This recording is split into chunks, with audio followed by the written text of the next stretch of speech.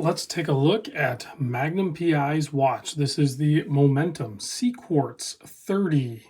So this one has some history. It goes back a little ways. It was originally designed by the Saint Moritz, am I saying that right? Moritz Watch Corporation. They're in Vancouver, Canada. So Momentum is still there. It's like kind of the same company. I don't know how to explain it. Maybe we'll take a deeper dive into that at a future date. But I just want to show the watch right now. So let's just start with that. I was able to meet up with the crew at Momentum in San Francisco at the Worn and Wound Wind-Up show. Thankfully, they had a few watches there for us to buy because these are slightly difficult to obtain.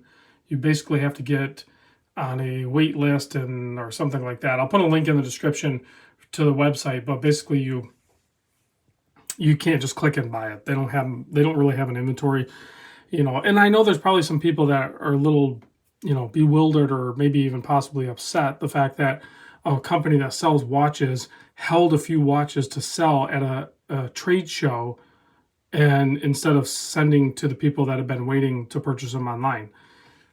I don't really have a problem with that. I might be biased because I was able to pick one up and I, flew to San Francisco and made that happen. But regardless, they gotta have watches to show and sell. That's the way it works. So let's get into the size. This is a 42 millimeter case. The lug to lug is a 46.8. You can see it's pretty thin at only 11.3 millimeter. Sapphire crystal, sapphire bezel insert, 20 millimeter lug width, and the bracelet actually tapers down to 18 millimeter. It's a really nice bracelet here, and you can see a pretty standard clasp here, fold over keeper, double pusher here, and what do we got there? 6 micro adjust, plenty of micro adjust. So you'll be able to get a really good fit on that. It's a nice, well-built bracelet. Actually, I'm pretty sure it's split pin. Yeah, it's split pin design too. Easy to size, no problem there. And then you have a 6 millimeter screw down crown, keeping the 200 meter water it's a Sea Quartz 30, so it probably has 300 meter water resist. I don't know if that actually, it says 30 Atmos, so 300 meter water resist. You can also see that the second hand is ticking. We can go ahead and zoom in on this a little bit. You can see it ticking away. This one kind of lines up for the most part. I wouldn't be too mad about that. It's really close. It is a day-date movement as well. It is a Swiss movement. I couldn't find any details of which one it is, so it's probably the Harley Ronda model. I'm not sure the actual model number on it because there's like 515, 715s.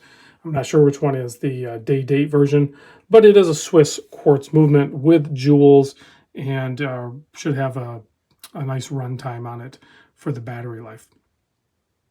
There's going to be plenty of lume on this. You can see the markers here in the 6, 9, and 12 cardinal positions. All of those kind of have like a yellowish tint to them.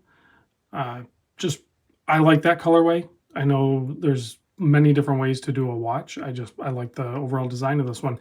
You also have a lume bezel. And I will say though, the two watches that I was able to pick up, this one I thought originally had like a ding in the bezel. Now I'm starting to wonder if it's actually in the casting, because I was able to find also, I think maybe not on this one, but on this one, and it doesn't bother me. I just want to point it out, because these are really affordable watches. But there's like maybe an imperfection, if you will. You can kind of see it right there on the case side. See that little dimple? So, there potentially could be some imperfections, on the watch. I wouldn't call them defects. It doesn't inhibit the way the watch really looks, in my opinion, or operates. And these things are only like $240-ish or something, depending on if you get it on bracelet or if you get it on the strap. So I think the bracelet is good enough that you would want to get the bracelet and then add different straps later. I have the one that I'm keeping on a strap habit orange camo.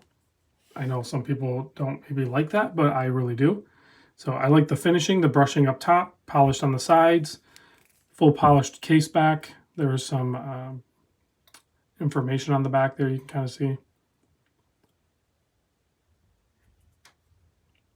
Do not open. I might just open it.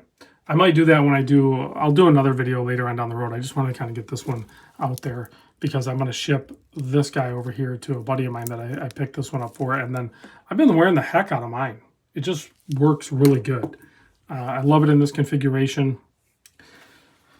I think it looks great. The 120 click bezel is a nice operation on it. You have nice loom on it. There it is on my 7 1/4 inch wrist.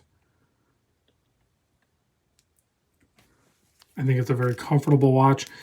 This one, they call it the Magnum PI watch because for the Magnum PI show, they did run it for the first 3 seasons, but it had a little bit different look to it. I'm not sure if I can post up a picture of it, but just go look it up. If you look up the Magnum PI watches, the first 3 seasons he wore basically one of these Sea Quartz 30s. And then after that, he went with a little bit tighter, shorter shorts and went to a Rolex GMT. So, whatever. I think that might have been his dad's watch or something. Tom Selleck, I'm talking about, Magnum PI, right? Best mustache in Hollywood. Maybe Ron Swanson. Both those guys.